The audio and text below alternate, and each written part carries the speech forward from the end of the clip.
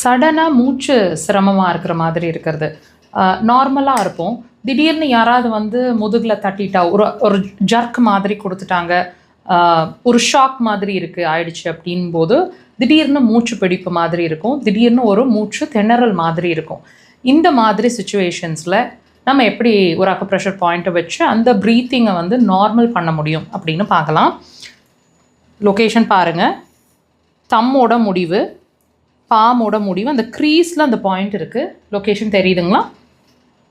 இப்படி ப்ரெஷர் கொடுக்கணும். உடன் இன்ஸ்ட்ருமெண்ட்ஸ் கையில் வச்சுருக்கீங்கன்னா, இல்லைன்னா விரல்கள்னால் இப்படி ப்ரெஷர் கிளாக்வைஸ் டைரெக்ஷனில் அவங்கள மூச்சை வந்து நார்மலாக வச்சுக்க சொல்லுங்கள். டிஃபிகல்ட்டிஸ் இருக்கும்போதே இதை ப்ரெஷர் கொடுக்கும்போதே அந்த ப்ரீத்திங் வந்து அப்படியே அந்த சிரமம் வந்து கொஞ்சம் கொஞ்சமாக குறையிறதும் அவங்களோட ப்ரீத்திங் நார்மல் ஆகிறதும் அவங்களால ஃபீல் பண்ண முடியும். அந்த ஜர்க்லேருந்து அவங்க ஷாக்லேருந்து வெளியே வந்துட்டு அவங்களோட ப்ரீத்திங் வந்து நார்மல் ஆகும். இதை வந்து ப்ரீத்திங் டிஃபிகல்ட்டிஸ் இருக்கும்போது, மாடிப்படி ஏறினா இறங்குனா அந்த டைம் மூச்சு சிரமமாக இருக்கும்போதும் இந்த பாயிண்ட்டை யூஸ் பண்ணலாம். உங்களுக்கு எந்த மாதிரி மூச்சு சிரமங்கள் இருந்தாலும் இந்த பாயிண்ட் ரொம்ப நல்லா கேட்கும். ட்ரை பண்ணுங்கள்.